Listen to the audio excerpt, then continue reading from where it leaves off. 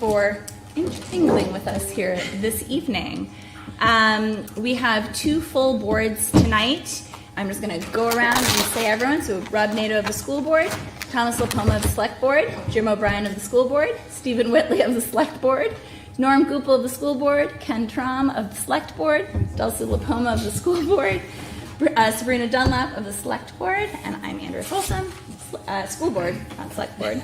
We also have with us this evening Superintendent Mike Flynn, our administrative assistant Kara Johnson, our other administrative assistant Jody Condon is in the audience, our business administrator for the schools Michelle Clark, and our town administrator Neil Cass. So thank you. We are just missing Jeff Donahoe. Oh, we are missing Jeff Donahoe. Yeah. He's traveling, but close. We're really close. We are so close.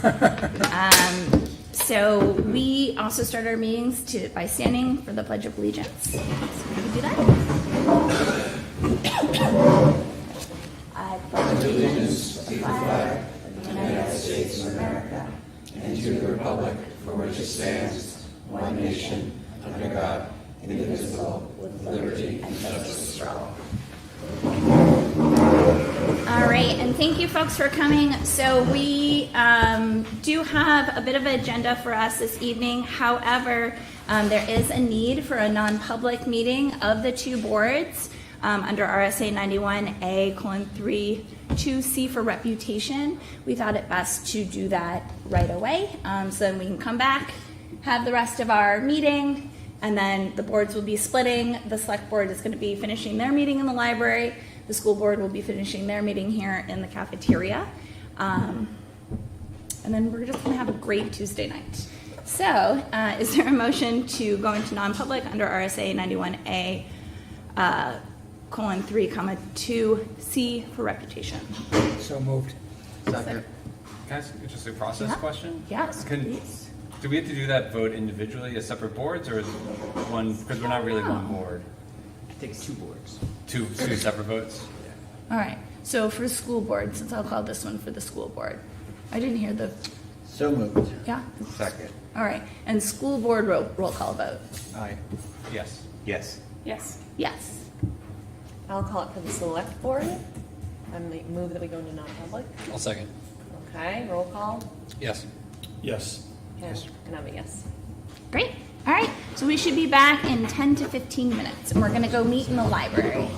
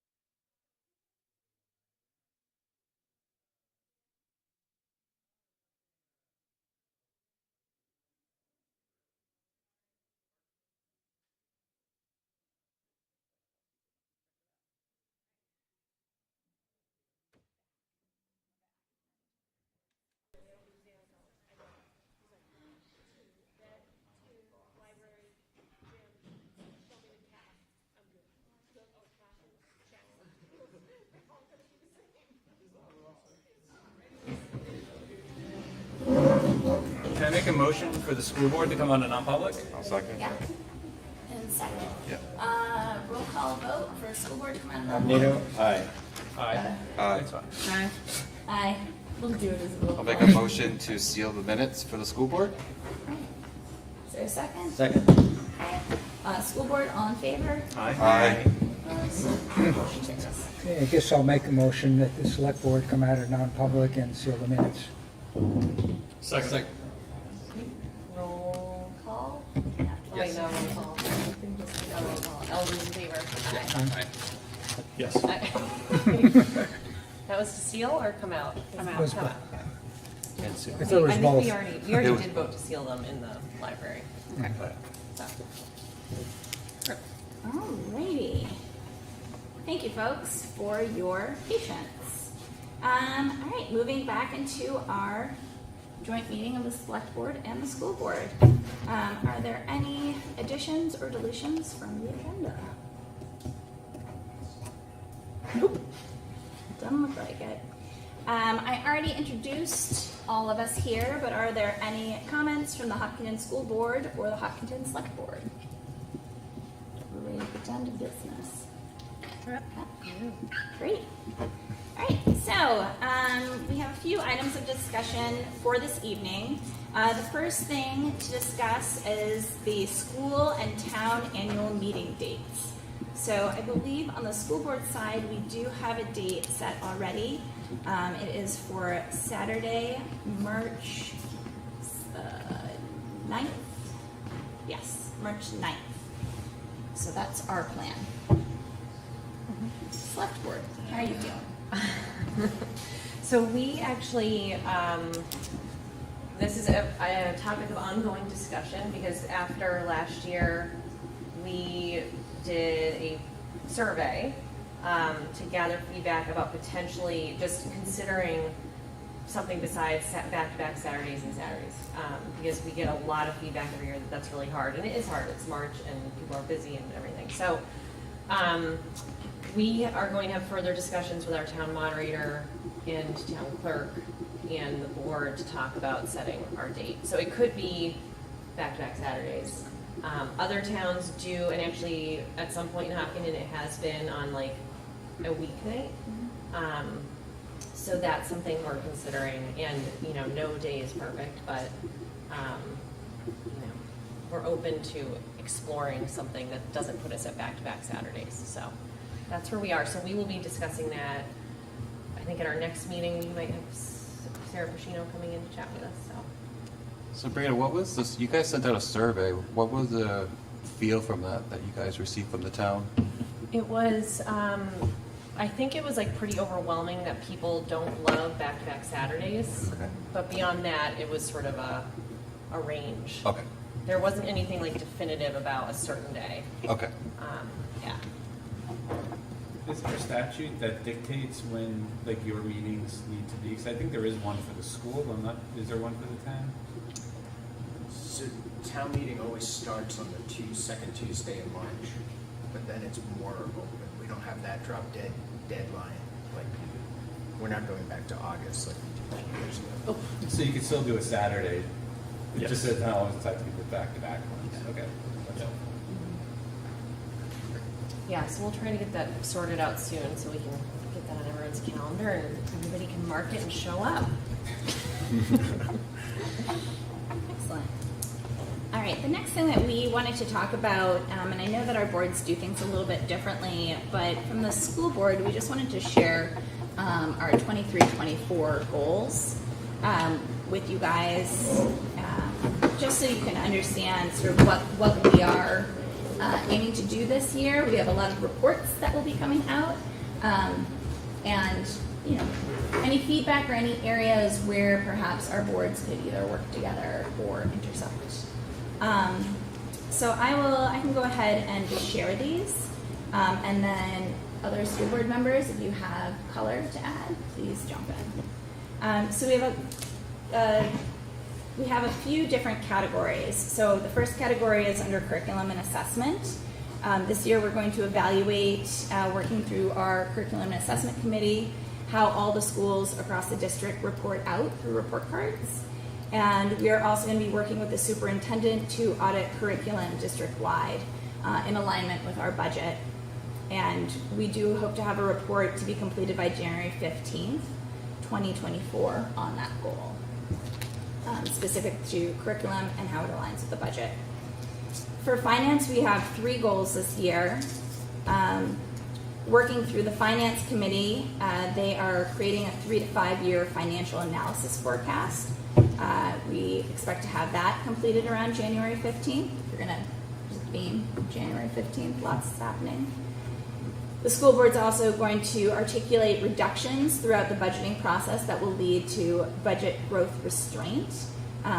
We've actually already begun that work. We received some unanticipated funds back, and we did vote to return those to the taxpayers as for tax reduction.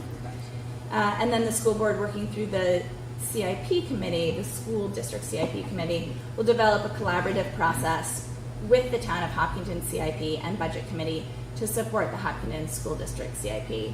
And Dulcie, I don't know if you want to add any color to this one. I think it's just working to further align. Yeah, we started a couple of years ago to present to the town CIP, and I think since we did so much work last year to sort of do a really solid plan, we wanted to make sure that that was sort of in partnership with the town CIP, because you guys have an awesome committee. So expect to see us there. Under safety and security, we have the goal of working through the superintendent to use the safety action plan to create a 3 to 5 year safety plan implementation projection, again by January 15th. Our communication goal this year is working through the superintendent to support the continued improvement of organization and structure of the district website to improve accessibility. If you've been on our website recently, the district website, there already have been some wonderful improvements, including a little widget that you can download to your phone. Under sustainability, the school board, working through the energy management committee in the district, using the energy management plan and energy audit, will develop a 3 to 5 year implementation plan by January 15th. You want to jump in now, or should we save that one for a little bit? Okay. And then under personnel, working through the superintendent, our plan is to establish multiple pipelines to recruit, attract, and retain the highest quality personnel. This has been an ongoing goal that we have really every year. And then we also will be negotiating a new 3-year contract in good faith with the Hess Union, and that's our support staff. So those are all of our fantastic IAs who are in our classrooms district-wide. So those are our goals. I didn't know if you guys had any questions. Today is World Mental Health Day, and I was at a forum that Senator Whitley moderated today in Concord, and they were talking about a lot of the things based in Concord. But I was just curious, as far as our school district is concerned, what steps does the school district do for a student that's showing some issues? Sure. Mike, do you want to jump in on that? Yeah, it's a pretty big topic nowadays, and you'll hear in our world social emotional learning quite significantly, SEL. And the unique thing about Hopkinton compared to Concord is our size. So our relationships with our students, our class sizes, things of that nature allow for further and deeper relationships that can identify students that may be struggling. But more specifically, at our lower elementary schools, our counselors go into classrooms and deliver education on, at that age, how you're feeling, signs, who to talk to, how to access anyone to report whether you may not be feeling well or things of that nature. As you get into the middle high school, with our structure of our middle school schedules, allow a lot more identifier times throughout the day, as well as that student center in regards to talk time at the end of the day. So there's a lot of, I'll call them release points throughout the day that students are able to access adults if needed, or as I continue to say, anyone they feel comfortable speaking with at that time. It could be a coach, it could be an advisor, it could be a principal, however it might be. So social emotional health continues to be a priority from pre-K through 12 in our district. Thanks, Mike. Any other questions, comments, anything else from the school board, anything I didn't cover? No? So I didn't know if you guys had, well, I know you don't like create goals in the same way, just even kind of overarching ideas of projects or other things that you are focused on this year. Not to put you on the spot, sorry. Well, I don't know, I was just looking at the agenda. I guess we can, well, we have budget drivers, and then Kim will talk about energy. But Neil, do you have some things you want to highlight for the town?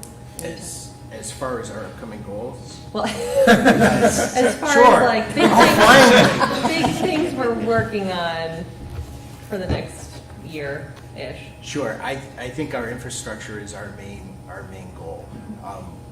Through the years, we really have our operating budget kind of where it needs to be. So we're really looking at inflation and minor changes there. But both roads and buildings are where really the focus has been. This year we have accomplished Houston Barn, which the voters wanted to do. There is a new foundation under, there'll be a new roof on it, and it will be stabilized. Paving's been done Farrington Corner and some other places. And we did vote, the voters voted last year, the $2 million road bond, which will go to Briar Hill. That work will begin in the spring because of the contractor's timing. It hasn't happened this year, but will happen. So those are really our focus, and continuing to work to make sure that we're maintaining our facilities the way they need to be maintained. So I think in the last few years we've moved in a good direction for that, and most of the roofs have been done, and painting's getting done, and all those things. So that will still continue to be probably the top priority.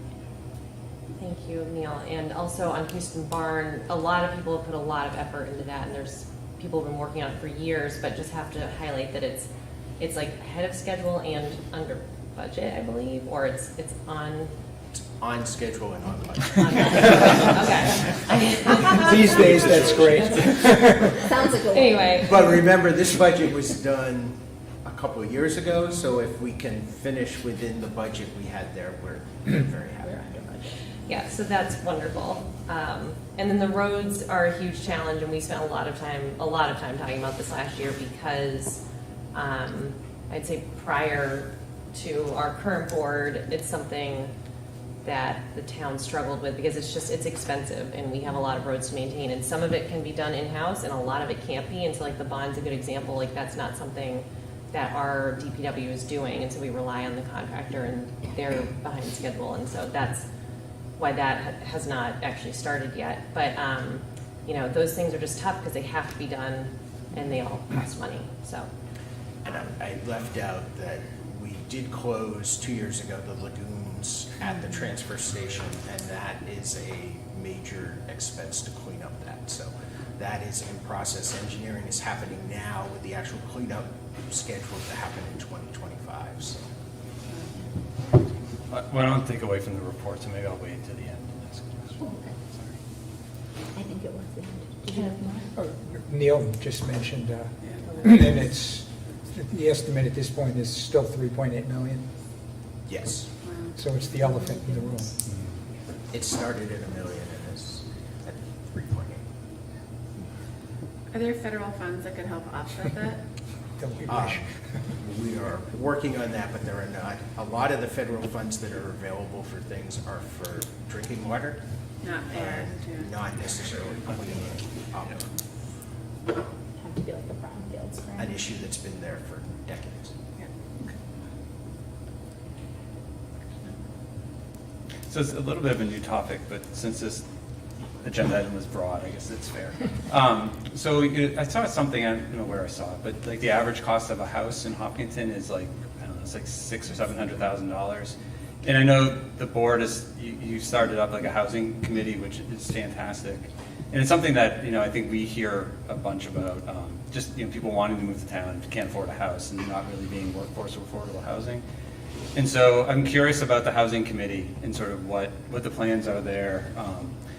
And I guess on the second piece, I'm sure it's connected, there's some changes being discussed around zoning, especially zoning around the TIF districts that the town has set up to make them open to residential development. And I'm just sort of curious, what would that look like? If residential single-family homes went there, like have you guys, the board or the committee, looked at like what a build-out looks like at Burnham Intervale, for instance? How many units? Like, have you guys gone to that level of planning? Because I think if it does go residential and there is a build-out, there would be an impact on the district. And so, just really curious if that's been where you are in the planning for that. What have you been talking about, and what should we be thinking about as a district around sort of those types of residential build-outs, sort of in the larger scale? So I'm on the Economic Development Committee, and one of our members is also on the Housing Committee, and I'm obviously on the Select Board. So we did make some recommended zoning changes to the Planning Board, and the Planning Board is going through their process right now. I think their first public hearing to get input from the public on not just our zoning changes, but any zoning changes that they're thinking about is coming up in the next several weeks. When I'm done talking, I'll look at, I think it may be next Tuesday, but I can say that, I confirm it. The recommendations from the EDC did try to broaden the opportunities for housing, but the specific intent was not so much single-family housing, it would be more dense housing, multifamily, multi-use, those sorts of opportunities. So the idea is not to have more single-family homes in town. That's a type of housing stock that I think we probably have a sufficient supply of, and so now it's up to the Planning Board to consider those changes and to get input from the public. I think the Planning Board has asked for input from a variety of town boards on all the zoning amendments that they're looking at. And so the Housing Committee may provide input to the Planning Board, but I'm not on that committee, so I don't know for sure if that's what they're going to do. But I do know the Housing Committee has obtained build-out analyses, and I think EDC, I think Karen, the town planner, has some, I don't know if it's the same build-out analysis, but she also has some build-out analyses that have been done previously. But I can't speak to them specifically, so I don't know what they show. But we do have that sort of information at our disposal. Is that something you could maybe share, or how do we get access to that? Is that something we can just go to Karen and planning? So if you're talking about the build-outs that the Housing Committee have, and this is because I'm not on the committee, so I don't know for sure, so I'm sorry, but I would probably start with the Housing Committee, unless Neil, I don't think the Housing Committee has gotten that far yet. The housing analysis is on the town website that they've done under the Housing Committee's page. Okay, maybe I misspoke, And I'm sorry. I think the Housing Committee specifically said they are not going to make a recommendation on the current proposals because they don't have enough information yet they're gathering. Yeah, aren't they still holding hearings? Yeah, so Right I can talk more about that. I can talk more about the housing committee. So I'm a member. I'm on the planning board, and I'm also on the housing committee.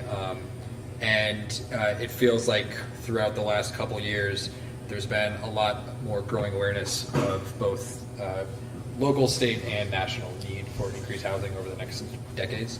And so it feels. The housing board was looking for ways to address it. The EDC obviously saw it as a need for the town and started to address it, and that's really why the housing committee kind of got formed. The housing committee is definitely taking a slow, careful, methodical, long-term approach to go through the issue. And so right now, almost everything that they're doing is gathering information. We just got the draft of I think we finalized the initial housing report, so that is on the website that you can see. And that goes through a lot of the initial analysis of what type of housing might be needed, the numbers, the growth, that sort of thing. And so they're not taking, or at least right now, there's no initial plan to take a stance on the initial recommendations to the planning board, just because they're still kind of in that analysis phase. From kind of the initial take on the proposal that, or the main proposal going through, a lot of it felt very much not so much major changes, but there was an initial kind of desire to increase development in the area that just never happened. And so a lot of these changes were kind of designed to help move that process along, not necessarily make a massive change in the area. But again, I think that the meeting next Tuesday for the planning board, for people who are concerned, that's definitely a good place to go. And then I definitely recommend stopping by. The housing committee is having a bunch of outreach events over the next month. They just had their first one. I think like 50 or 60 people showed up, so it was really well attended. I was on tonight because I Oh. on foot for all of them. Right. One right now. I was just, yeah. And so there's going to be a couple more. I think there's one tonight. There's 3 more coming up. I think it's 3, maybe 4. And so a lot of the purpose of that is to get input from the community to see kind of what people are hoping for. I'm going to go back to Jim's initial. I think Jim's initial question, just be perhaps more direct, is like, it seems to me that housing proposal needs to take into consideration the capacity of our current schools. And if we're going to go beyond that, how are we going to do that? Is that the responsibility in part of a developer for infrastructure, at least, all of those kinds of things? I don't think you can do one without the other. Dense housing usually means more kids. Mike, can I ask you a question? Do you know when it comes to capacity of the schools, are we at capacity? Do we have capacity? So I'll take it at face value, meaning if more kids moved in, rather than in Maple, this school we're out of room, right? So we just took over the conference center last year to increase 1 more room. So classrooms here are 0. But would that mean that, like, if 10 kids moved in Right. versus So 100? if we needed any type of additional class, that would happen. So at the 4, 5, 6 level, if we got 20 kids, it'd probably become a discussion. And in this group, Harold Martin, we have a little bit more flexibility with the renovations. In the high school, the middle school is tied to the middle school classrooms now, which is nice. And then the high school classrooms are rotating, which we're pretty. Meaning on the rotating schedule, every room is taken almost every period. So, a significant growth we would have to evaluate, and especially this. I'm taking that at face value, meaning kids in, or it's only going up, not going down. I think to that end, I think a lot of what is driving the conversation seems to be a recognition that there is going to be significant population growth in the future. And the desire is to understand what that is going to be and how to address it. Not necessarily build dense housing to bring people into the community. I think you probably talk more about from the EDC side, but that was one of the workforce housing was a primary factor in terms of enticing employers and businesses to the community. But a lot of what the housing committee is looking at is just the fact that there will be more people, and we do need to figure out how to house them without making all of the houses $1 million single family houses. So I definitely agree that should be that how that will change the community and how that's going to affect the schools needs to be part of that. But I don't think it's necessarily one driving the other. I think it's kind of both addressing the same potential change in the future.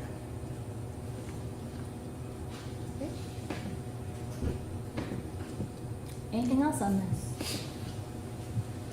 No? All right, so this sort of takes us right into our fiscal goals. Chelsea, I was wondering if you were going to talk on that, or Rob? Rob, do you want me to start? You can go, or do you want to go? Okay.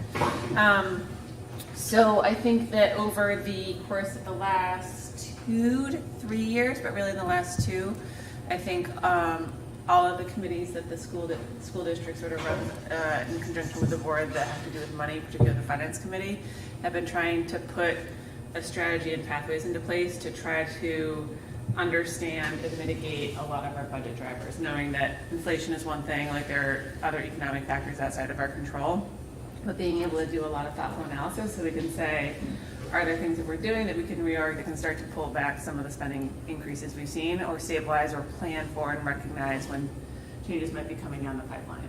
I think for us this year, and Rob, you can definitely speak to this more, we are really looking forward to it. We know last year was a big year in terms of that inflationary pressure, and we're really looking to make some changes, I think, this year in terms of our budget process that, I think the words we could use are budget restraint and budget planning that reflect, I think, the work that we have done. And I think we're really excited about that. And so I think we're really trying to plan for the future. And Rob can talk more about how we're trying to sort of plan and forecast as well. But I think we have a pretty good understanding of, Michelle knows where every penny is, and I think Rob is probably at the nickel level and maybe at the dime, and Norm's in between those. But I think that we have a really good idea, and we've been able to do a lot of really good work to really pull through on those goals. So, I think we're gonna let department heads and principals do their thing next week, but I think the message is also very clear that it's going to be a lean year in terms of any kind of what I refer to as operating costs within departments and whatnot, and then contractual expectations and obligations after that. The biggest, when we talked about the finance goals, and Mike and I have talked about this a lot, and it's definitely a switch, and we need to go out and recruit. We need to be the place where people that are getting their education degrees want to come. We need to make them aware when we have openings so that we're bringing people in the door that are the rock stars of that graduating class, and they're going to come in early in our process. And the better we can do that, and that also means people that are deciding to move on for whatever reason, the sooner we know that, then we can go out and hire. When we know late, we're in trouble, because then to get your best candidate, you're just going to have to pay more. So those are really the challenges. We all know that most of our costs are in salaries. So there's that piece, but there's also the energy piece and the agreement that Michelle has always had in terms of buying energy and how to continue to slay that dragon to reduce those costs over time. In our last meeting, we gave back $198,000 to reduce the tax rate for this year. Can you share a little bit how that's going to work into the next budget cycle with the additional revenue? Say that again?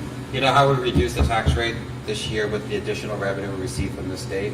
Can you share how that's going to be going into our budgeting process for next year as we discussed in the Finance Committee? Sure. So the state changed their formulas for how much aid we get, and that came out after our budget came forward. So approximately $200,000 is going to be coming our way from the state that we didn't expect, which is great. So we did vote last time out to use that to reduce taxes in this coming year as the rates get set in November. The good news for us is it also tells us that that agreement is in place for 2 more years. So we know 2 that years we have an total. uptick in 2 years total. 2 years, including this year. Yes. This year and next year. It is the state legislature we're talking about, sorry. So we know that we've got an uptick in revenue there. So those are the kinds of things and the nuances of, we can forecast our expenses outside of special education. It's really hard to forecast our revenue with the way the state does business. So perhaps that will come about as a change with the 2 lawsuits that are coming through. We're still waiting to hear on the ruling from the judge in our case, the Conval case. So this could all be a very different picture, but we can also expect that the state will continue to challenge that decision as we move through the court process. And we're trying to work on a forecast like we talked about. Yeah. So the forecasting piece, this is something that I think from the time when I was running for the board, the community members said, can we come up with a 5-year plan? And at that point in time, I scratched my head and said, no, actually. I'm still not sure we can. When people often say, you run your school like a business, and I've often said back, it's not a business. We don't get to cut unprofitable things. you don't get to come, you need to provide services, those kinds of things happen. So forecasting our expenses can be really difficult, but we're going to go back 10 years and look at our revenue streams, our expenditures, see where peaks and valleys are, and see if we can come up with a year-over-year average of what people could expect. Is that going to be different than the historical norms? Don't know, but we're gonna give it a good shot. That's all we can do. We're gonna do our best at it. See what comes up.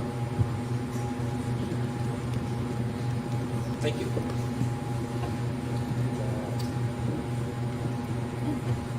That's it for us. Any other financial, you guys kind of already shared about infrastructure and buildings. Any others? Right? Sludge. Yeah, And sludge. We'll talk about budget issues. Yes, sludge. We'll talk about, well, Ken will discuss some budget issues, drivers coming up. First, energy committees. Go for Okay. it, energy committee people. Okay, on the Energy Committee, roughly a year ago, the Select Board reestablished the Town Energy Committee, which was looking at options for saving energy or producing energy through solar arrays, maybe something at Cast Hill. We did have Jim Ruzicki come to one of our meetings and talk about a potential RFP concept for the schools. And one thing we're interested in is understanding more about that. And is there a place for the town to join into it? Could we potentially take advantage of, say, a Cast Hill location for a solar array? You know, I don't know if it's a good location or not. So, you know, that's certainly areas that the Energy Committee is focusing on. And then the Energy Committee also spent a lot of time talking about community power. And a couple of months ago, the Select Board established a Community Power Committee, which is a significant overlap in terms of members with the Energy Committee. I don't know if you want me to explain what a community power is. Sure. It was just on NPR today. Okay. You can explain it. No, you not me. Probably 15 years or more ago, the Public Utilities Commission restructured the electric industry so that consumers would be able to acquire their power from a competitive power supplier as opposed to being a default customer of the utility. Most large industrial commercial customers have selected. Smaller commercial customers, maybe 50-50. Residential, over 80% have stayed with the utility. Now, a year ago, the utilities default rates jumped, and that caused a real surge. You know, what can be done? And community power is a potential answer there, where the town, in effect, would sign up with a coalition of maybe, at this point, I think like 40 other towns, and they would acquire the power at what is hopefully a less expensive rate than the utility. The utility at this point can only acquire power twice a year when they put out for bids, whereas a coalition can acquire the power whenever they think it makes sense to do it. And so far, the coalition has been beating the utilities. As well as the coalition keeps some money in reserve, and if the reserve builds up enough in a number of years, the town would have the ability to take some of that reserve and use it for solar array or whatever. It's an exciting concept. The Select Board a couple of meetings ago, gave the committee approval to sign the joint powers agreement with the coalition. Hopkinton has since been admitted as a member of the coalition. What the committee will have is at least 2 public hearings explaining the whole process. There's no risk to the town. All of the costs will be recovered through the rate that the customers would pay for the power. And any customer can say, no, I want to stay with Eversource or Unitil.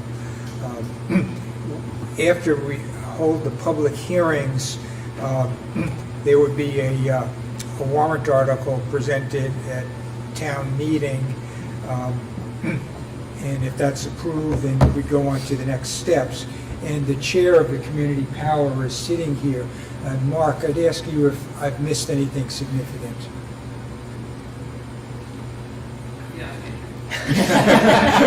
Thank you. Okay. So that's, I think, some exciting things happening on the energy side. Yeah, so on our side, it's been great that Jim's been going. But what we were waiting for the school's energy management committee was audits done by seeds that were paid for by Eversource that happened over the course of the summer. So we could understand what is the general infrastructure, whether it regards from an energy perspective in the schools. And that's envelope, that is windows, it's like everything with envelope, a lot of envelope, a few different things. And so we have building level ones that we got. And we've also had the buildings looked at by a solar provider to quote out what would be potential in terms of the solar arrays around the school. We are taking those as a committee, split it out into teams, so they're long reports, they're like 70 pages each, but parsing that out based off of what are the key priorities, what are the questions and the contractors that we need to talk to, so we can look at costing, what would be the financial feasibility and the operational feasibility, and then how could we start to put that into a multi-year plan where we can think about how could we actually look at energy loss mitigation, basically, as well as potential power generation. And I think there's a few potential areas of overlap where we could potentially look at bidding stuff out with the town, depending on work that you might have for infrastructure, knowing that our timelines will likely be different. Payment mechanisms may or may not be different, but trying to think about how could we be smart together. I think at this point, just keep the lines of communication. Yeah, exactly. Yeah. Because we're just really excited. So that'll be good. Good. Yeah. Excellent. Thank you. Anything else on energy committees? Good. Great.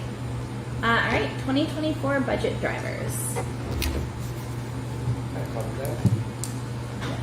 On the school side, we've sort of covered our budget drivers. No. Yeah, it's TBD next week and the week after. I will echo what Rob has said, and the finance committee is really aware of the community and trying to make sure we continue that appropriate budgeting process and understand the impact of that. So, I think you guys talked about roads. And the lagoon mitigation. Yeah. Any other budget drivers on your side? I just emphasize what Neil said about the roads, the $2 million bond, I believe, will have roughly a 5% impact on the tax rate by itself. So, right, ballpark number? 5%. I hope I'm wrong, I hope it's lower. We'll find out. That sounds high. Yeah. Can I jump in real quick? Yes, please. It's not a joint meeting if we don't talk about George Park, so if I can talk about George Park real quick. Neil's always been outstanding. You know, this is that dilemma I've been fighting since I started, whose fields are, it's like who's on first sometimes. A new one that's come our way is the track. In a discussion, and Neil, we talked about the maintenance of the track, and they've done a great job of, I'll call it, trimming the track, the grass that's in the track. If we could get a discussion on actually re-raking it and resetting. I've just been getting feedback from our athletes and people that are on it. I think they're scheduled to do that if they haven't done it yet. Right. So that's like a re-rake, a re-level, or go ahead, Rob, if you want to. Yeah, so I think that the thing that we want to put forward, I'll just be blunt, as perhaps usual, that the level of attention and care that goes into the track, if it was the same as the level of attention and care that goes into the soccer and baseball fields, that would be great. Because, you know, lots of people for years have yelled and screamed about we need a track, we need a neat track, all that stuff. And I usually remind the track guys, when you win championships, that goes moot.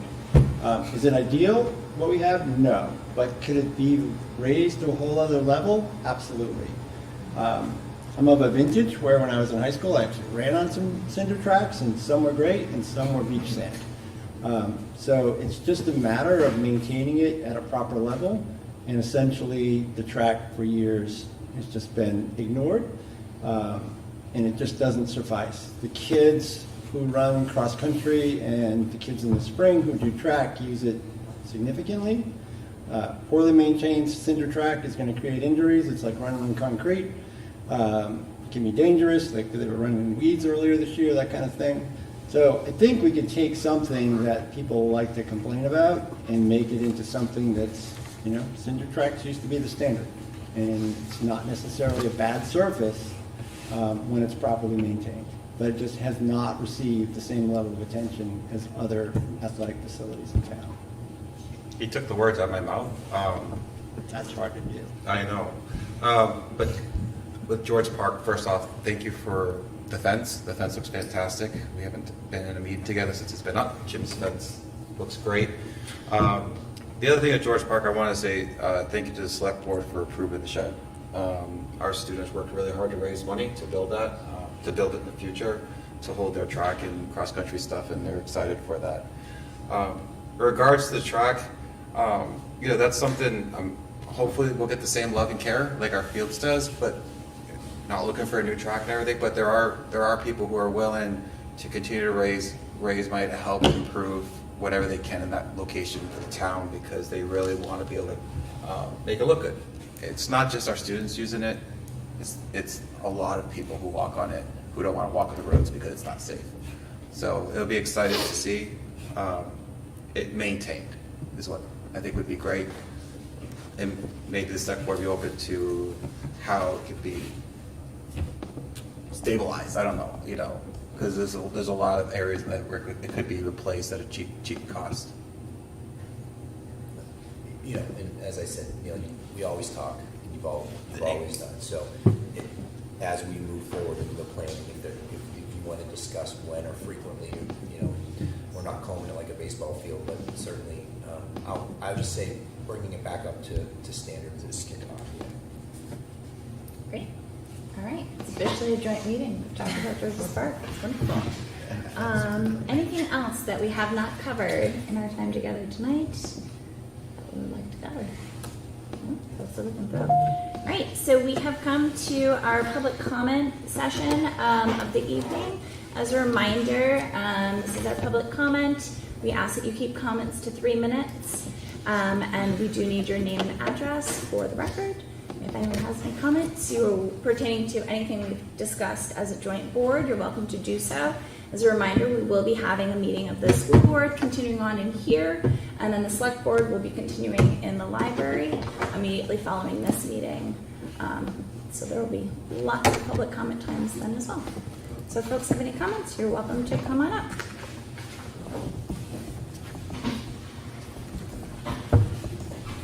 I'm at 86 Maple Street. Jumping back to the housing committee, one of the goals that I didn't hear brought up was senior housing, not just workforce housing and cluster development, but getting seniors to stay within town in maybe some sort of community, 55 plus and such. In regards to community power, we didn't discuss how that may affect a municipality like the schools. You spoke how Eversource has done all these audits and such, and I brought it up at one of the community power meetings about how that may or may not correlate with the schools and the SAU and the electric bills. And then over to George Park, talked about the track, but maybe a little mention about the skate park. I know they're working on rehabbing that. And the walkway that goes down to the skate park has been a handicap issue for some time, and that is supposed to get addressed. And just curious where that stands. So those three things. Thanks. Great. Thanks, Lauren. Any further comments?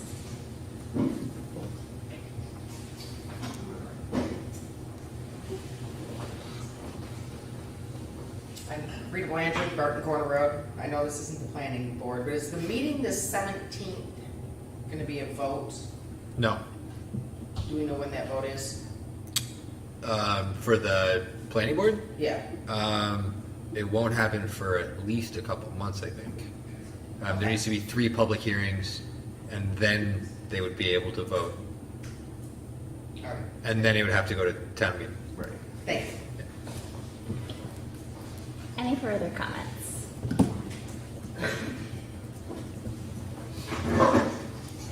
Hi, Mark Zankel, 45 Crowell Road. Just a quick comment on the community power, just from the school board here. So community power, if it is approved by the voters in March or whenever the town meeting is, essentially what it does is it makes the town default energy supplier for those who are on default energy, which means Eversource, but for almost everybody in town. Got a few retail customers. So it wouldn't apply to the school district per se, just in case anyone's wondering. You are almost certainly on competitive supply. You can continue to be on competitive supply. It just applies to those that are on default on the service. Great. Thanks for that Thank you, Mark. clarification. Any further comments? Going once, going twice. All right, I'm going to go ahead then and close public comment. Anything else from our joint boards? Yeah? I want to thank the select board again for traveling to us. We really appreciate it. And for having this joint meeting with us. It's really helpful, I think, for both boards to hear what the others are doing, and for folks who are awesome enough to come out and listen to hear as well. So we are going to go ahead and adjourn this meeting. I'm going to give us just like a 5-minute break for the school board so we can stand up and stretch and reconvene. And as I said, I think the select board's going to be hanging out in the library. So you just get the best of all your boards tonight. So thank you guys. Thanks for hosting us. I haven't seen her in a while. I haven't seen you in a while. I've been so busy.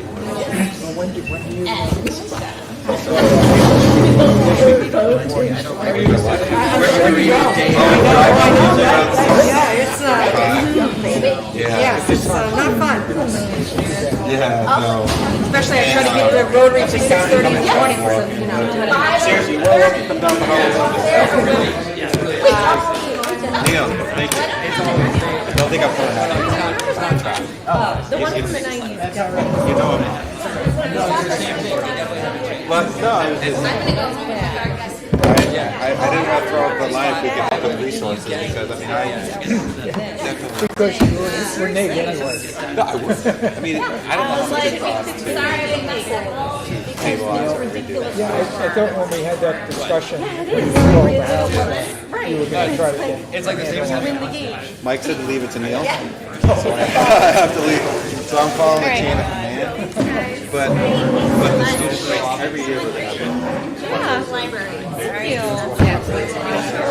Of course. Be overwhelmed with attendance. You need to go over. I would have. Look like you have Yeah, are you dying? I brought us the select board. Sounds like it. Justin, did you go? Sorry.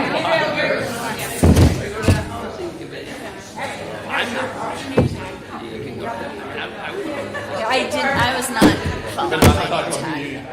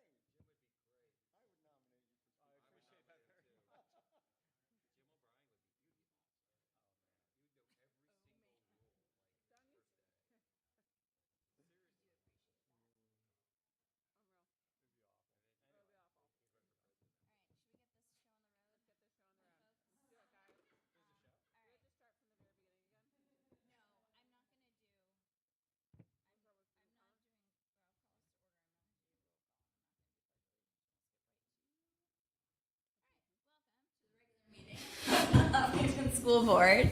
I'm going to go ahead and call us to order. The same folks are still here who had been here in the joint meeting immediately prior to this. And we also had the chance to say the Pledge of Allegiance, so go us. So we are going to get right down to business. And we have 2 sets of minutes to approve this evening.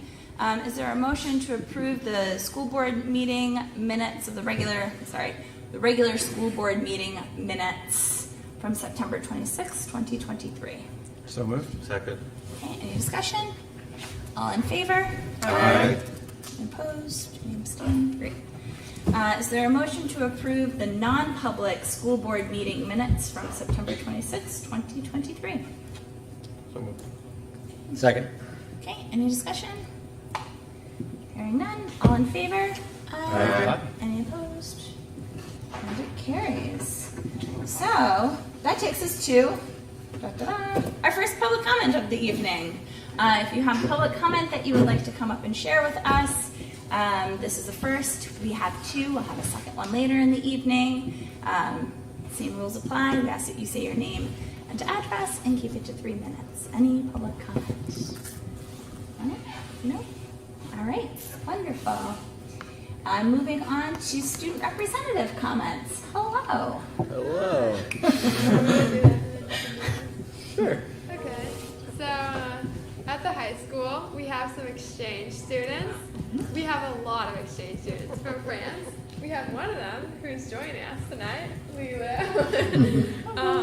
But there's like 35 of them. And they went to Portsmouth today, and it's just so fun to have new people in our school because we never have new people in our school. Yeah, who else? So today was the girls' senior game. They won by they played very well. Their senior games for all sports, those are happening right now. We're coming to the end of the regular season for fall sports. Cross country is having a very good year. Their homie is tomorrow at Ghoultail. Yeah. What else is happening? Us? Oh, we have the PSATs. Oh yeah, we have the PSATs coming up. I think sophomores might be.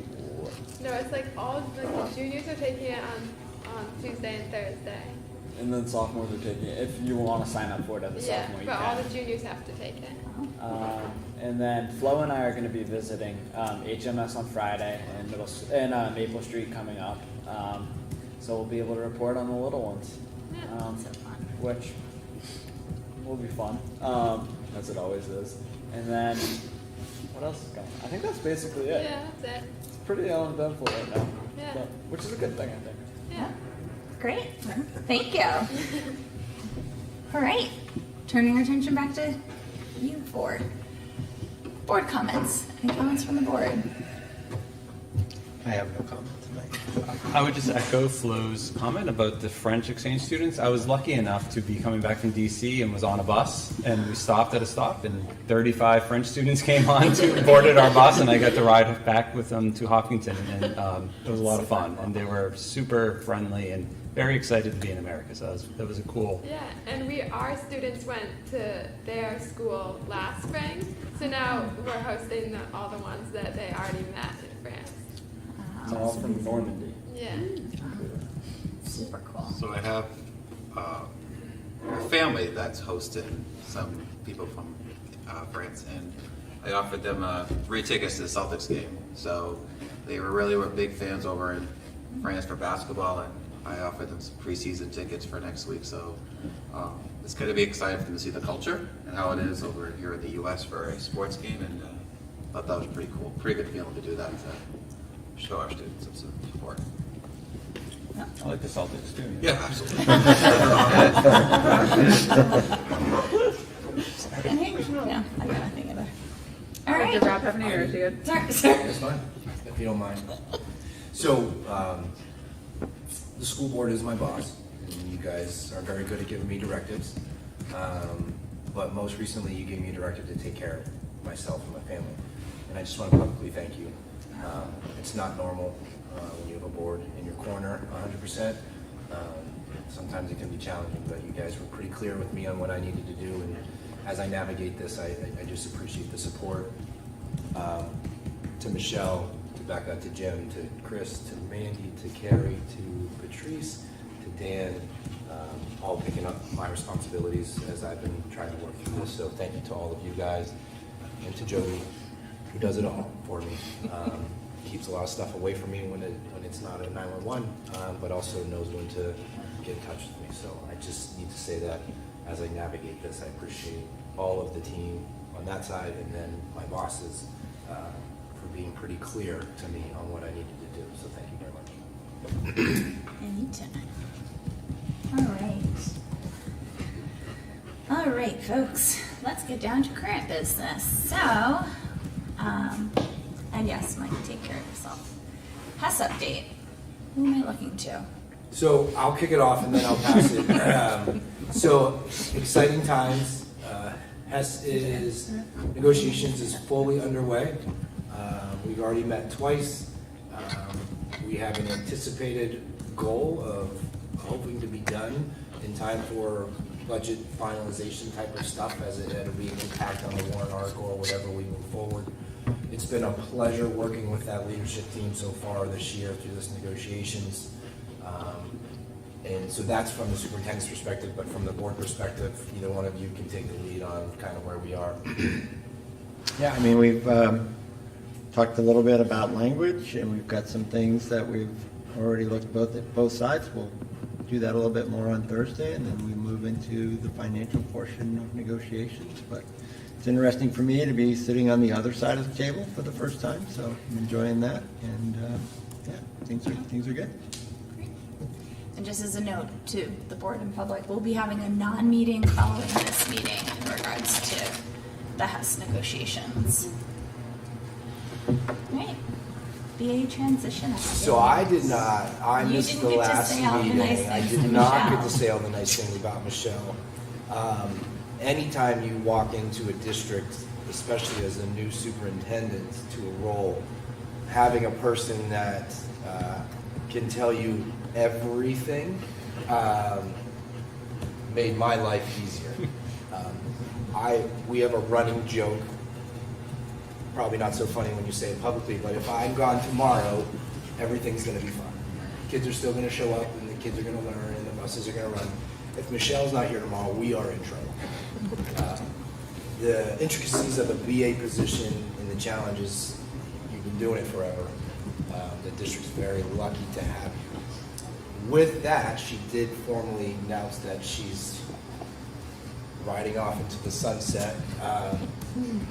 And I know Andrew did a good job of touching upon the importance of a position of this nature. But just to reiterate, I'm sure you don't pay attention to it, but we do. Another BA opened yesterday. So right now there's six or seven openings, 5 that are sitting opening and 2 with anticipated start dates of next year. We are also probably aware of maybe 3 or 4 that might be coming our way. So the transition plan is very important. This district has been fortunate not to have turnover in this role. And this is going to sound weird, but also unfortunate because we haven't had turnover in this, meaning Michelle has been the person forever. And so the institutional knowledge of what she can bring or what she brings is very important that the baton is passed, essentially. And the part that I need to say publicly, and we've transitioned the facilities away from this role, but Michelle is the Director of Human Resources. She is the Director of Transportation. She is the Director of Food Service. She is the Business Administrator. So this role within our district oversees quite a bit. And so the transition of this type of role would, in my opinion, in working through Michelle, would be a full year of a transitional piece. Our audit starts in July. We're negotiating with HEA next year as well. You want the future BA to be a part of what they're going to be taking over and what they are. Michelle is a great human being and has had said repetitively, which I told her she should not say out loud, is I'll do whatever it takes to help if it's a shorter window, whenever it's needed, meaning wherever she goes. And it's just not the proper practice. if we can get someone who is willing to work with us for an entire year prior to becoming the lead BA, that's a big benefit for us as a district. To live that cycle from July to July, the opening of the books, the transitioning of the books, the auditing, the negotiations, the intricacies that I learned in my first year that I was just blown away by with the town budget committee versus going to answer their questions versus the board questions versus the district. Like, it's just not, it's not simple. So what we had done prior to this discussion is we wanted to get ahead of the game because we know the jobs are popping up. We did post an anticipated position in regards to whatever this discussion entails tonight, in that support of that year-long transition. It's the value. It's that value added, right? So you get that 1 year to learn from Lori and Karen out of that office in both regards to benefits, HR, payroll. We can go on and on of all the things that happen. So with your support, I would like to discussion, but through discussion would like the support of continuing that posting that we did anticipated and move towards an interview process of trying to lock in the possibility of candidates early, because we're going to be competing with everyone in the state. So with that, I would open it up to questions or discussion, because I wasn't at the last meeting. So I guess, thank you, and I totally agree with your plan. So, but I guess, can you just talk about financially how you make that possible, just in sort of the next? Sure. So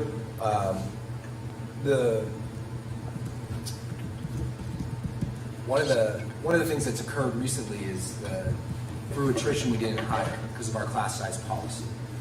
So we were able to reduce a teacher for this year, and with that reduction in talking with Michelle, we could allocate those funds to fund the ABA, Assistant Business Administrator, role for a year without having to create more monies, ask for more money. So that, essentially what I'll say is the bottom line salary won't change in regards to the impact of that position. That's how we would use that funding for 1 more year until they transition into the full BA. Thank you. I guess my question is how is this the same way that school districts do this when a BA is leaving? They bring in someone kind of to help them learn. Like Michelle, I don't know how your transition was. I don't know if you know how it was. Well, it's changed since she transitioned. Yeah, so, I mean, there was, MRI was the company that the board had contracted with, so there wasn't a specific full-time employee. It was someone working with MRI that was contracted, and a couple days a week they were doing those positions. I never knew that. That's great to know. And so I didn't have much time with that individual at all, but I could always pick up the phone or call. I can tell you that most business practices now, with the intricacies of municipality and more specifically school districts, they're doing a 6-month to 1 year runway. If you are, I'll say that people are going to want to work in Hopkinton. I want to put it that way.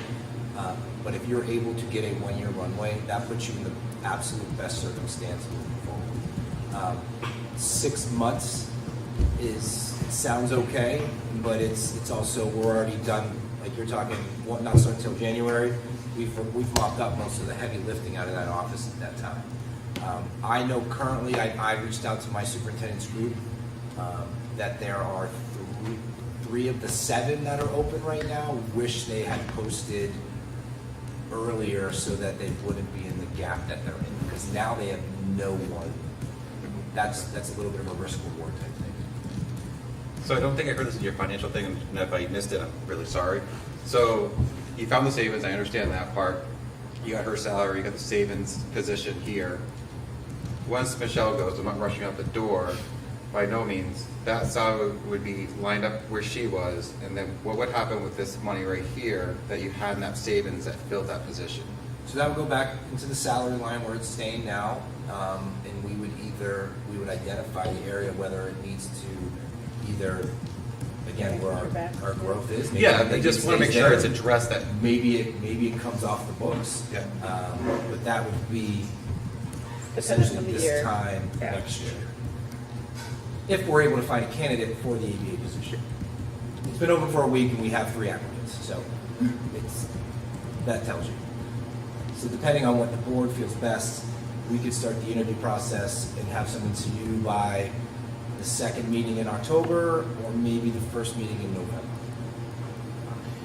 Again, still discussing. What would be your preferred timeline in terms of being able to vet people and? So I think the 1st meeting in November would be the best. We leave it open it's been open for a week now. We leave it open for 14 days. It's important Michelle has her NASBO meeting this Friday, which will be another discussion point for Michelle and people talking. So that allows another week for candidates to apply. And then that allows the interview process, I'm trying to say, yeah, essentially 3 weeks. So I think it's November 10th. Does that sound right? For the meeting date? It's on the top of our agenda. It is November 7th. In the past, you've had board members part of that part of interview process with high-level candidates. Are you looking at that in this board? I'm not sure yet. Okay. It's unique because the previous ones were building level and then SAU level, where this is strictly SAU. So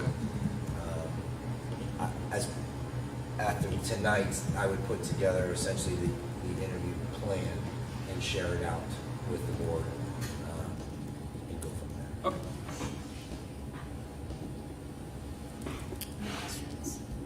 So just to kind of sum it all up, so what I'm hearing is it would be best to have a year-long runway to help get folks up to date with 20 years of institutional knowledge, and that at this point this would be a budget neutral position that would essentially exist for a year as a person transitioned on and would not exist past that one year, the assistant business administrator position. And to be in the discussion point, we talked about a year, we talked about 6 months, we talked about hourly, meaning they're working maybe their VA somewhere else and then they're coming over twice a week.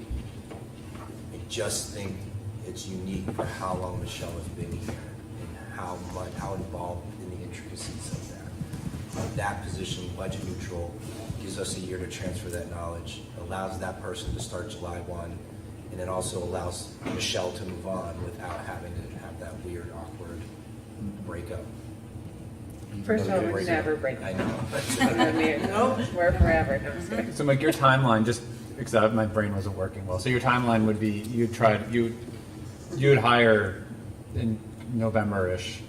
The start date would be July 1st of 24, so they wouldn't start for another six months, Yeah. and then it would be a year. Okay. And the paranoia for me is jobs are posting now. Yeah. So we have to get in the race. Right, well, it gets to Rob's goal, right, so. That would be the goal. You guys, discussion, feedback. I guess my only feedback would, I just wonder if you're in that much of a rush. Like it would be great to get someone in November, but is that, if you're giving them a 6-7 month runway to start, I mean, I guess maybe posting a little longer and seeing what comes in might be, I mean, you don't need to, I don't feel like you need to rush. I know there's other jobs posted, but. So how about it's not rushing? I say I want it posted because of what's popping up. And I would say that it could be the same way. 3 people applied already, which is a pretty big deal. That means they're paying attention, they're interested in it. So you could always interview that round, and if it's not a good candidate or not a good fit, then you reopen type of thing. Or could you just keep it open and interview as Oh you yeah, go and see? until filled. Yeah, Yeah. absolutely. Yeah, I'd say keep it open until. So you get that match. Yeah. Is this enough direction for you? Do you want to? No, this works great. So I'm gonna take the anticipated wording off, and we'll put it as a posting, and we'll leave it open as filled, and we'll vet the candidates in a timely fashion so that we're keeping up with the competition. I guess that's the best way to say it. And if we find fit, I'll bring it for discussion. If we need to leave it open, we'll bring it for discussion. We need to find the right match. I ask another question, not to belabor it? So if I'm a candidate and I want a new job, and I apply for this, and I see, wow, I'm not going to get my new job until July 1st of 2024.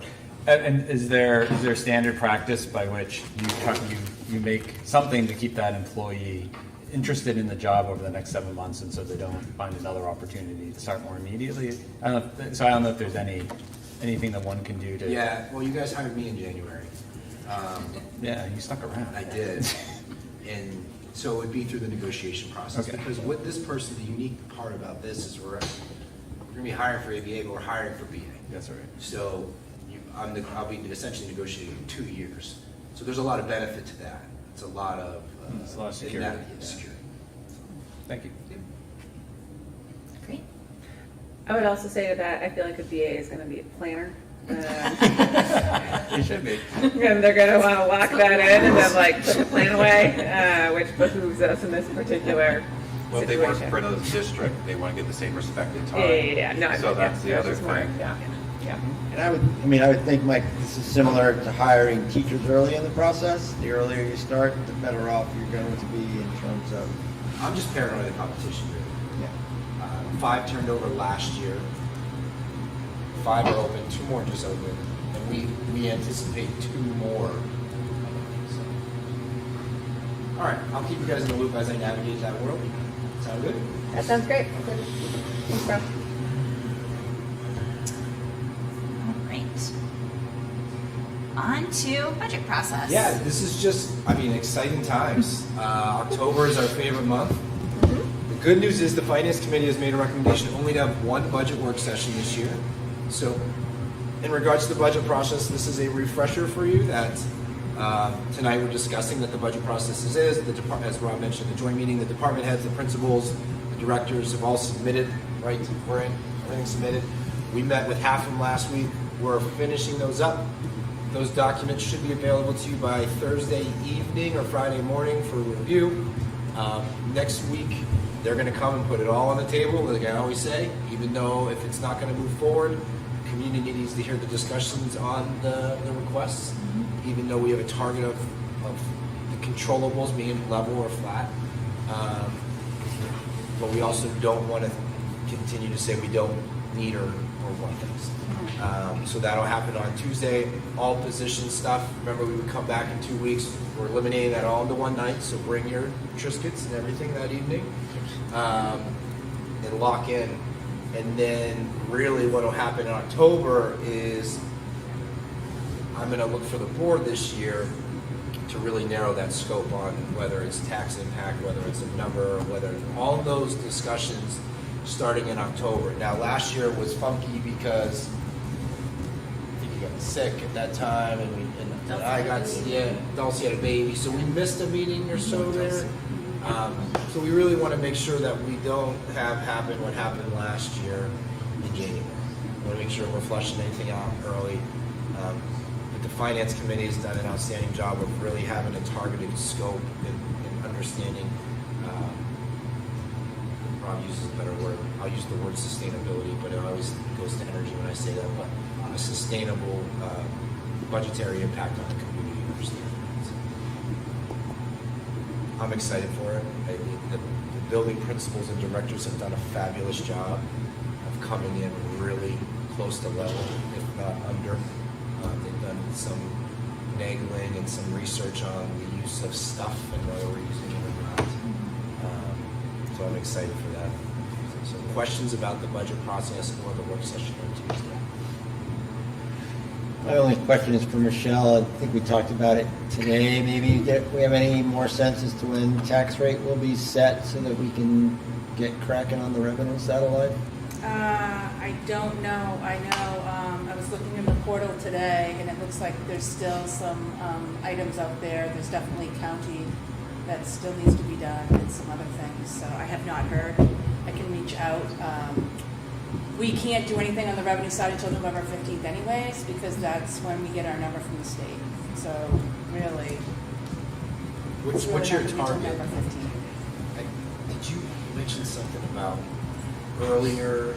I mean, I would love to be done, voted by early December. Is there any way we can get their budgets in advance so we can kind of like dissect it? I know they do a presentation to us, but it's also nice to kind of. Yeah, so by Thursday evening or Friday. Okay, It'll be in the board packet for the 17th. All right, thank you. And I'll be traveling then. I'm going to try to listen in, but if not, I'll get you questions or something. Yeah. Right, got you. I'll miss it. I'll actually miss it because I love the people. Yeah. We have to get Rob the paper copies done. Yes. That's right. The big paper copies. Any other questions on the budget process?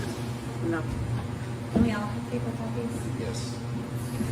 See? I do like I'll them. leave them before I leave Thursday. That's fine. All right. All right. Great. All right, moving on. It's still you talking. Yeah, superintendent goals. So you guys were so fast, it makes me look so slow, but the buildings came and presented. I aligned mine, you'll see almost verbatim in regards to board goals and building goals. I left a few on there from last year through the review process that were ongoing. I feel like it's okay to continue working on a goal that may not have been completely succeed in the last one. So you can digest this. This came in hot off the press, so you guys can vote on it next time. All right. Send me any feedback as needed. Great. All right.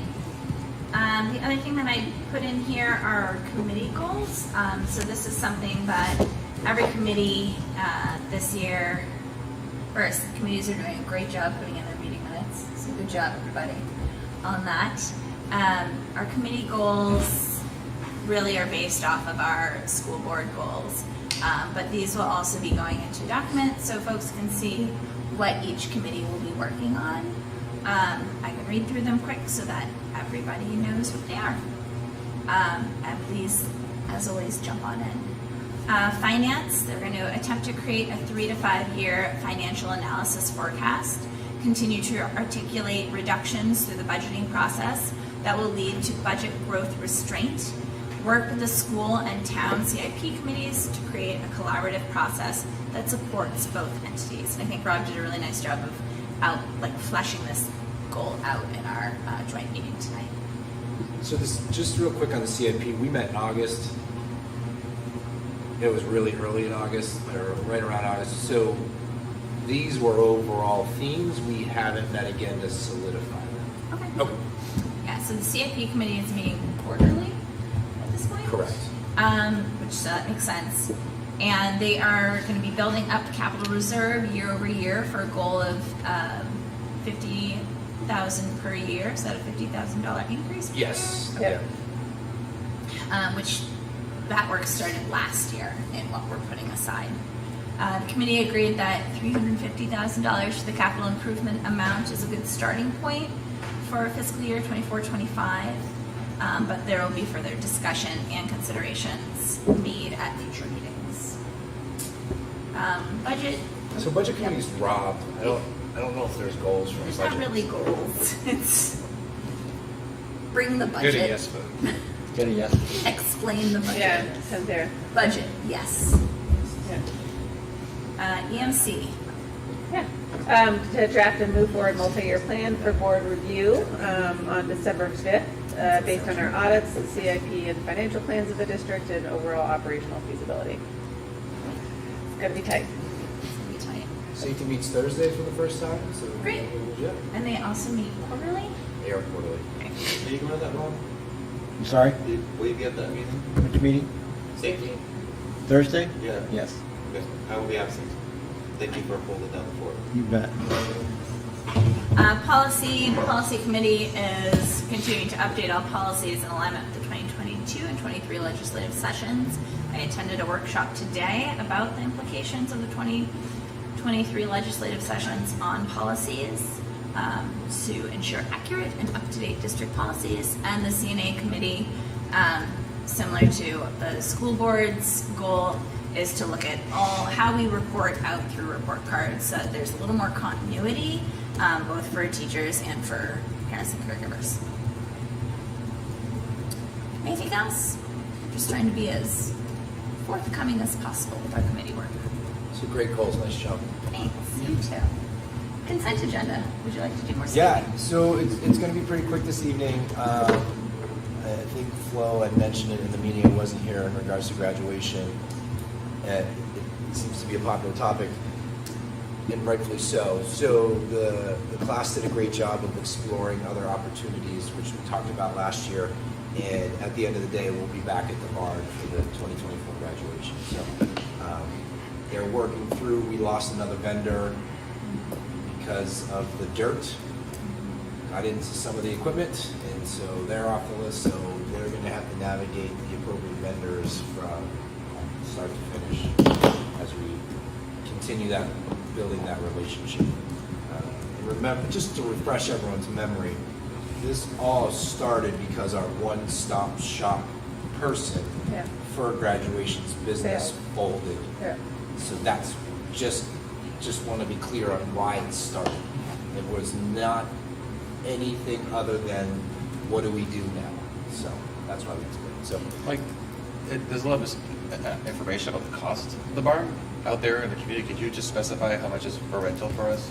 So I texted Mr. Kelly. Last year we paid $3,500 to rent for graduation. Okay. Thank you. And that cost increased from, I think it was I don't want to misspeak publicly, but it was cheaper than that when it first started. No, it was that. And it's increasing, so we have not got the number yet for this year. Thank you. Mike, do we have, I think it was 4 too, yeah. and Matt may know this, so issues with the sound system and, we farm that out. Is there any logic to purchasing what we need within the school district in conjunction with the senior class, or this for long term, if we're going to stay there, or even if we're going to go out under a tent? Yeah, no, that's a great question, and actually, Mr. Rozicki brought some of this stuff up. So there is a discussion on equipment, internal equipment. I always talk to Matt about live streaming graduation and recording it. So there is, if this is going to be I'll say the new standard, we have to, and if we're going to lose vendors, then we'll have to figure some stuff out. So what you're saying is if we're using a vendor for sound and it costs this much money over 3 years and we buy it ourselves, we save money long term by investing into it one time. We invest in sound, we invest in risers, we invest in chairs, do all of that. Instead of having to pay. I don't know where we would store all those things, but Dulcie's barn. Dulcie's house. Chris just confirmed the number and texted me, so thank you, Mr. Kelly. Mr. Kelly, was it 3,500? That's what it was last year. All right. The other one is Flo kind of stole the thunder, and actually Mr. O'Brien that was such a great story when you were sharing how he was on the bus. So our exchange students are here, they're fully engulfed, they are working hard. It's probably one of the better exchange programs I've seen. That's obviously a compliment to our department and what they have going on. So I hope they have fun. I hope they don't always come to board meetings, Flo. Okay, I didn't drag her here. All right, I'm just saying. And that's it for me today.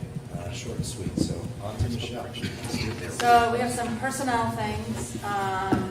Schedule B winter sports, middle school girls basketball, Chris Kelly being nominated. All right, Chris. High school math team is being shared by Thomas Cleary and Andrew Croto. Just make sure that that is the only item on this list. Yes. And then Melanie Nelson, who's the food service manager at Maple Street, will become an instructional assistant at Harold Martin once we find a replacement for her position here at Maple Street. So those are those items. A couple weeks ago, we had a board meeting. I talked about an amount of a donation from Capital Region Board of Realty. They paid $110. They did another $110 to go to food service for children in need. So thank you to them. And the last item I have is we have a budget adjustment that's being brought forward for special education costs. So at the time we do budget, There are personnel which are thought to be in one building that actually one individual ended up being in another building, so I had to transfer the money for that, as well as we had budgeted for an instructional assistant, and it ended up being we had to do contracted services, so we're doing all of that as well. And so that is before the board for approval, and that is it. Michelle, are we missing out on the Schedule B spring, or is that later? Because I haven't got any new nominations for. There's one in there. I just wanted to. No, and that's my fault. So that is Liz Kovar for, I just wanted to. is replacing the legend Dan Reserve for softball. Oh, maybe I forgot to. No, that was an email. Oh, okay. Don't worry about it. I'm sorry, I don't mean to. No, no. I was just right. Oh, yeah, it is on here. I just forgot to pull it up. Yep. It is in the folder. Yes. And Liz Kovar, to be clear, is literally a softball legend. She's awesome. She's amazing. Like, She will. Yeah. She's awesome. Just want to make sure she got nominated tonight. So, if any questions for discussion, if not, I would ask you to accept the consent agenda as presented. So I'll make the motion that we approve the consent agenda as presented. Second. Wonderful. Any further discussion? Oh. No? All in favor? Aye. Any opposed? Thank you. Approved. All right, moving on. I feel a little bit like we're beating a horse here. I don't think there's much. Are there committee updates? I don't think. No, but I will note, we just canceled the EMC meeting for this Thursday because due to the safety committee and then some flu shots that are happening in the community, it would just not be a very effective thing. So we will be reconvening on the 26th. Everything's on the docket because Jody's amazing. Yeah. All right. All right. With that, then, we're going to go ahead and open up our second public comment of the evening. Same song as before. 3 minutes. Please keep it to comments. We need your name and address. Any comments this evening? Sweet.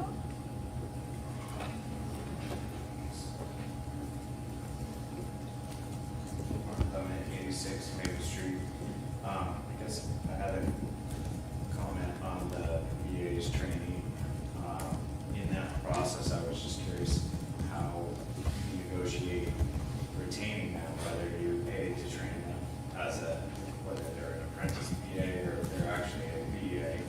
And if you spend the time training, how do you make sure you retain them? That you don't just train them for a year and then they jump ship. So you're gonna spend that money.